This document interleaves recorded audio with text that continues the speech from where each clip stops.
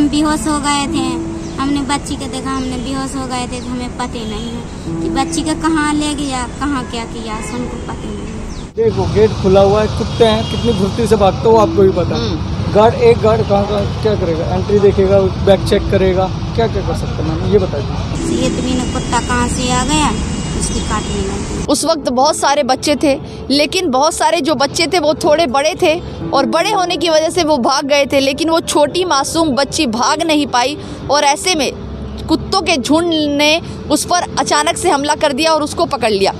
कि देश की राजधानी दिल्ली में एक दिन में 5000 से ज़्यादा कुत्ते लोगों को काटते नजर आ रहे हैं और इनको रोकने का काम, इनका स्टेरिलाइजेशन का काम जो एमसीडी को कराना चाहिए, कहीं ना कहीं वो कराती नजर नहीं आ रही। बैंक साथी प्रस्तुत करता है झलको दिल्ली शो।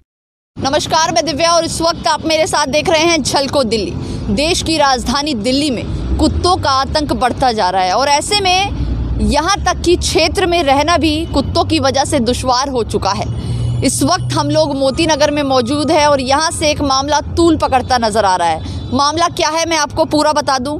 ये वही डीडीए का पार्क है जहाँ से एक खबर तेजी से वायरल होती नजर आ रही है, जिसमें दिखाया जा रहा है कि एक बच्चा इसी पार्क में खेल रहा था और कुत्तों का झुंड आता है और उसके ऊपर हमला कर देता है और हमला इतनी ज़ोर से करता है कि उसकी जगह जगह पर कुत्तों के द्वारा काट लिया जाता है और इतनी बेरहमी से काटा जाता है कि उसकी मौके पर ही मौत हो जाती है।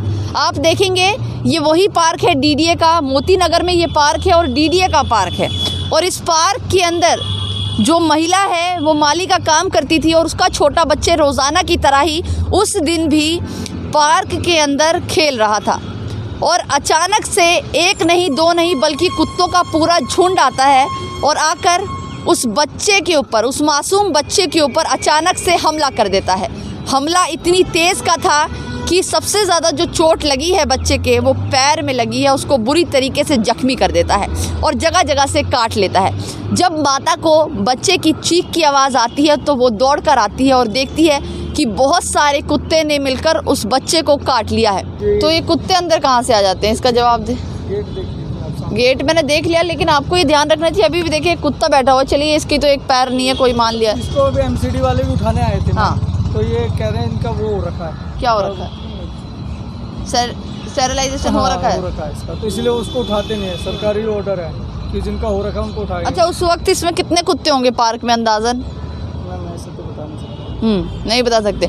सीसीटीवी कैमरा लगा है क्या पार्क में कहीं? लगे हैं तो काम नहीं कर रहे क्या वो मैम 14 तारीख को हमने उसकी कंप्लेंट डाली थी, खराब हो रखे पार्ट लेके गए। अच्छा, ठीक करने के लिए या तो रिपेयर करके पार्ट डालेंगे या तो। अच्छा, कुत्ते गार्ड मैंने देखा, गेट पर गार्ड हैं, लेकिन कुत्ते फिर भी अंदर आ जा रहे हैं, तो ध्यान नहीं रखा जाता क्या? देखो गेट खुला हुआ है, कुत्ते हैं, कितनी फुर्ती से भागते हो आपको भी पता है। गार्ड कहाँ क्या करेगा, एंट्री देखेगा, बैग चेक करेगा, क्या क्या कर सकते हैं मैम, ये बता दीजिए। अच्छा, पार्क के अंदर आने के लिए बैग चेक करना मतलब समझी नहीं मैम। ऐसा है कि हर तरीके का इंसान आता है। बैग में क्या लेके आ रहा है, दारू लेके आ रहा है, कुछ लेके आ रहा है, गांजा लेके आ रहा है, अंदर क्या करेगा वो, या औजार लेके आ रहा है, किसी का कुछ भी कर सकता है मैम। तो इसलिए बैग चेकिंग करनी पड़ती है। बैग चेकिंग करनी पड़ती है। अच्छा, उनके मम्मी पापा दोनों यही काम करते थे? दोनों यही काम करते थे। आपको नहीं लगता कि आप लोगों ने लापरवाही बरती है जिसकी वजह से ऐसा हुआ है? मैम ऐसा कैसे हो सकता है लापरवाही, हम पूरी ठीक है, मगर अब जो एक्सीडेंट हो गया अब कैसे, अब कहाँ काम वो करेंगे। लेबर लेबर वहीं, मतलब उसके फादर वहीं काम कर रहे थे। आदमी ने बोला हमने बच्ची के गाँव भेज दिए हैं, सो गाँव ठीक है, कौन है हमसे कछ नहीं थे। हम बेहोश हो गए थे, हमने बच्ची को देखा, हमने बेहोश हो गए थे, तो हमें पता नहीं है कि बच्ची को कहाँ ले गया, कहाँ क्या किया, हमको पता नहीं है। लक्ष्मी कुमारी 3 साल की थी। एक तो मेरी पास थे, एक खेलने के लिए निकल गए थे। यही पार्क में हम काम करने गए थे, से यहाँ पे हम काम कर रहे, ऐसी बच्चे निकल गए खेलने के लिए। 3-4 कुत्ते थे, आवाज सुने थे तो गए थे तो बताने हम पे कुत्ता छूटे थे काटे के लाजे। तो हम अपनी आदमी को बुलाए, मेरे आदमी लाठी लेके आया, तो फिर हम आदमी ने भगाया। अब पूरी मुँह में काट लिया था। अब पहले दार तो यहाँ पे काटा था पीछे से, तो उनको गिरा लिया था पीछे से, तो उन्हें रोने लग गया। तो दूसरी आदमी ने फिर कहा कि देखो तेरी बच्ची रो रही है। फिर हम वहाँ से भागे, फिर और हम खुद रोवे की आवाज़ सुन लिए।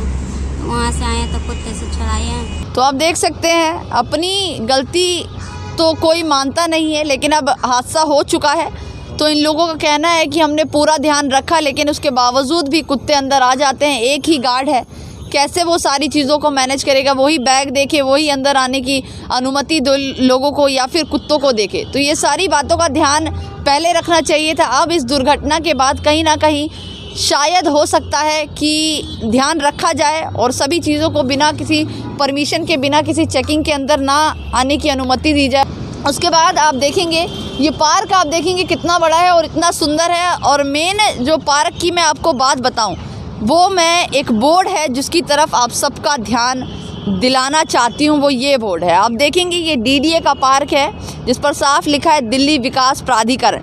इस पार्क का जो ये बहुत सारे बोर्ड लगे, 1 2 3 4 5 6, ये सारे गाइडलाइंस और इंस्ट्रक्शंस के बोर्ड लगाए गए हैं।